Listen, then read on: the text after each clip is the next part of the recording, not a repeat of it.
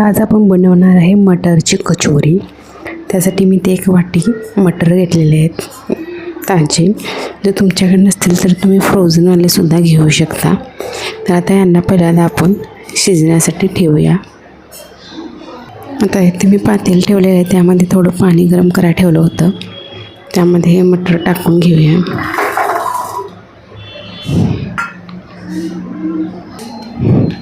आता यामध्ये अर्धा चमचा मीठ टाकून घ्यायचं आणि आता हे मटार आपण शिजण्यासाठी ठेवून देऊया। तोपर्यंत आपण त्याचा लागणारा जो मसाला आहे तो करूया। आता मसाल्यामध्ये मी आता इथं लसूण घेतला आहे, तो थोडा कट करून घेते।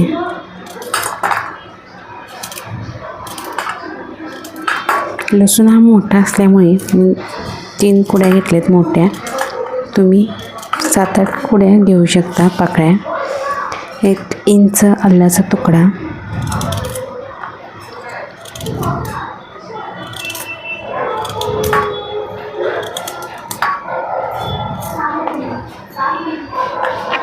आणि 4 मिरच्या घेतलेल्या आहेत। तुम्ही तिखटाचं प्रमाण कमी जास्त करू शकता। आणि थोडी कोथिंबीर घ्यायची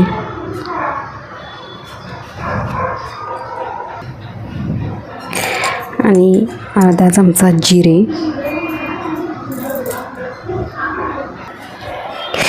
आणि 1 मोठा चमचा बडीशेप घेतलेली आहे। थोडीशी मिरी घेतलीत आणि अर्धा चमचा धने घेतले आहेत। आता हा मसाला आपण मिक्सरला जरा जाडसर असं वाटून घ्यायचा, पाणी न टाकता, आणि एकदम बारीक करायचं नाही, थोडासा जाडसर ठेवायचा। तर आपण हा मसाला आपण मिक्सरला लावून घेऊया। आता मटार आपले शिजायला टाकलेले शिजलेत का बघून घेऊया। तर मटार हे छान असे एकदम शिजलेले आहेत। आता हे मटार आपण त्यामधून पाणी काढून घ्यायचं। त्यासाठी इथे मी जाळीची चाळणी घेतली, त्यामध्ये सर्व मटार टाकून पाणी आणि मटार सेपरेट करून घ्यायचे।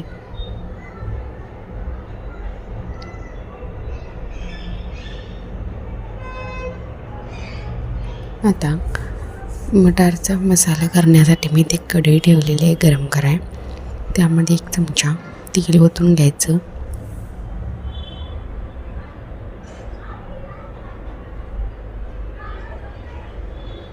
आता तेल गरम झालेलं आहे, त्यामध्ये आपण जो वाटलेला मसाला आहे तो टाकून थोडा भाजून घ्यायचा।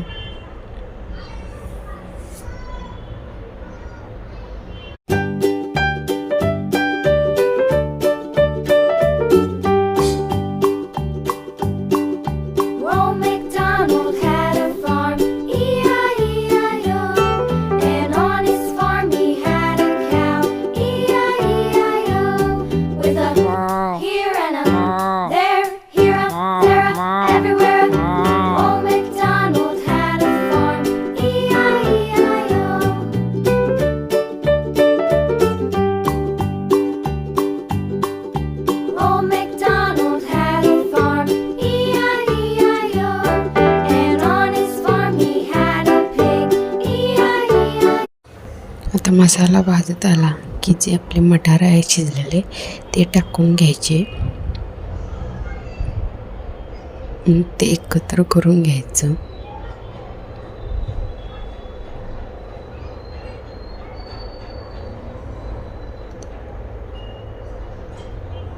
आता मसाला आणि मटर एकसारखे झाले, त्यामध्ये चवीनुसार मीठ टाकून घ्यायचं आणि थोडं गरम मसाला टाकून घ्यायचा।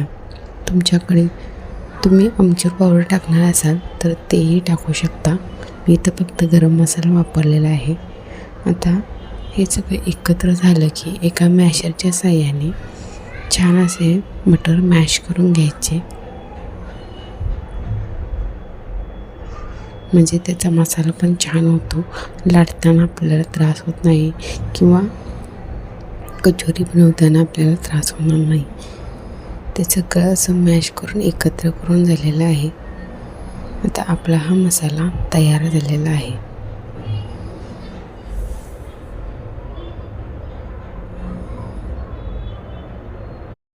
मटर शिजते तोपर्यंत आपण वरचं कोटिंगसाठी कणिक मळून घेऊया. त्यासाठी मी इथे 2 वाटी गव्हाचं पीठ घेतले आहे. ते छान असं चाळून घेऊया.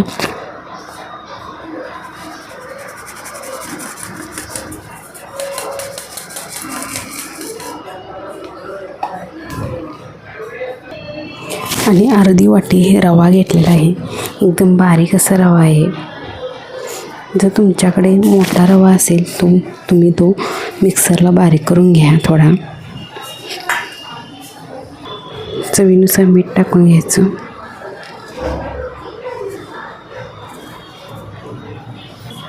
आणि थोडा ओवा घ्यायचा क्रश करून.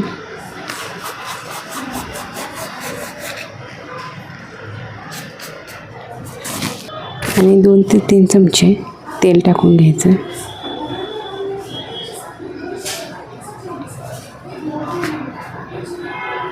आता हे तेल पूर्ण पिठाला चोळून घ्यायचं, म्हणजे आपल्या कचोऱ्या ते खुशखुशीत होतात.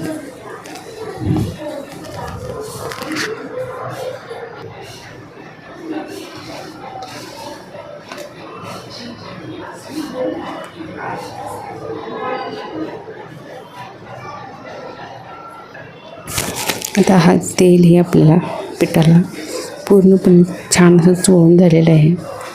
तुम्ही बघू शकता. आता यामध्ये थोडं थोडं पाणी करून घट्ट असा गोळा मळून घ्यायचा. गोळा एकदम घट्ट मळून घ्यायचा, पातळ मळायचं नाही.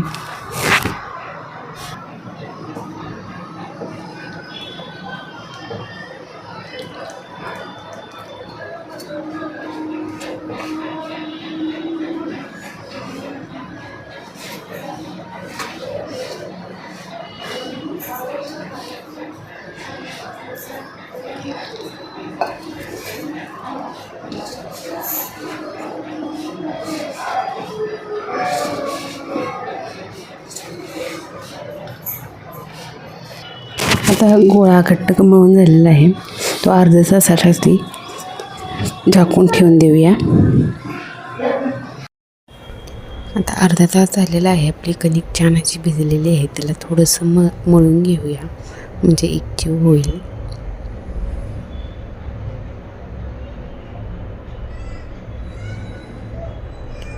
आता याचे थोडे थोडे आपल्या चपातीला जो गोळा घेतो त्यापेक्षा जरा छोटे असे गोळे तोडून घ्यायचे. तुम्हाला ज्या आकाराची कचोरी पाहिजे, मोठी किंवा छोटी, त्या आकाराचे तुम्ही पेढे त्याचे तोडून घ्यायचे. आता मी इथे एक छोटा गोळा घेतलेला आहे. असेच ह्याच आकाराचे बाकीचे गोळे पण करून घेऊया. आता जो मसाला आहे त्याचेही त्या चपातीच्या गोळ्यापेक्षा एकदम छोटे गोळे करून घ्यायचे.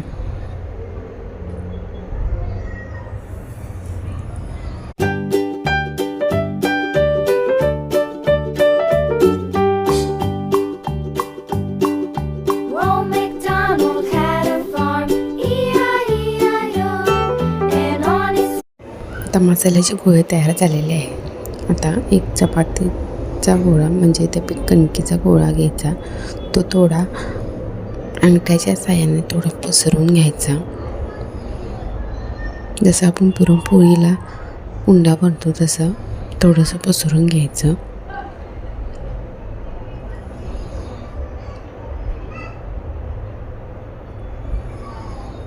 आता त्यामध्ये जो आपला मसाल्याचा गोळा आहे तो ठेवायचा.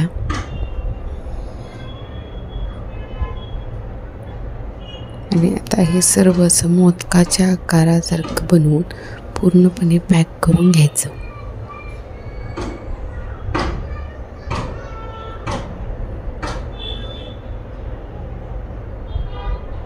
आणि पूर्ण असं गोल करून आपल्या पामच्या साहाय्याने बरोबर मध्ये दाबून घ्यायचं, म्हणजे जो मसाला आहे तो सगळीकडे पसरला जाईल. आणि पामच्या साहाय्याने पूर्ण असं गोल गोल करून सगळीकडे मसाला जाईल इतपत ते दाबून घ्यायचं. आणि छान अशी ती कचोरी तयार करायची. आता इथे बघू शकता मी दाबून दाबून ते अशी कचोरी तयार केलेली आहे. कचोरी कधी लाटायची नाही, अशीच हाताने प्रेस करून पूर्ण मसाला कडेपर्यंत जाऊ द्यायचा. आता आपली कचोरी तयार झालेली आहे. आता आपण बाकीच्याही कचोऱ्या बनवून घेऊया.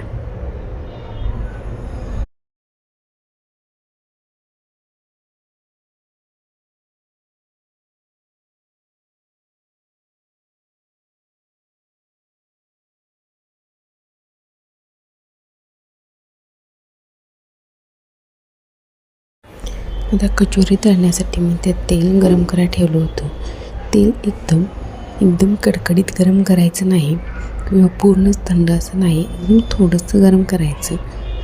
आणि कचोरी टाकल्यानंतर कचोरी एकदम स्लो गॅसवर भाजून घ्यायच्या, म्हणजे कचोऱ्या अशा छान फुगतात आणि बाहेर भेटतात अशा होतात. जर तुमचा गॅस फास्ट असेल तर कचोरी आतून कच्ची राहील आणि बाहेरून जे कवरिंग आहे त्याला असे बबल्स आल्यासारखे होतील, जे आपल्या करंजीला वर येतात तसे होईल.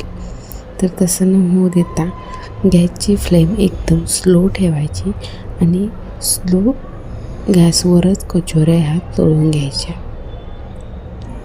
तेलाचं प्रमाण एकदम थोडंसंच गरम ठेवायचं, कडकडीत गरम करायचं नाही. आता ह्या आपण कचोऱ्या थोड्या आलटून पालटून भाजून घेऊया, म्हणजेच तळून घेऊया.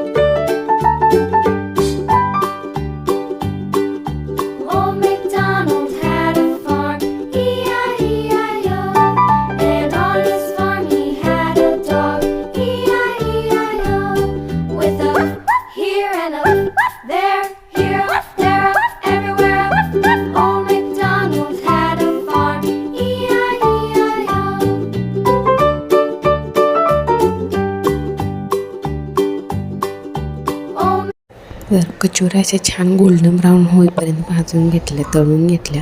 आता एक मी कचोरी फोडून दाखवते. त्यातून जो मसाला आहे पूर्ण कडेपर्यंत गेलेला आहे. छान असं आपल्या कचोऱ्या फुगलेल्या आहेत.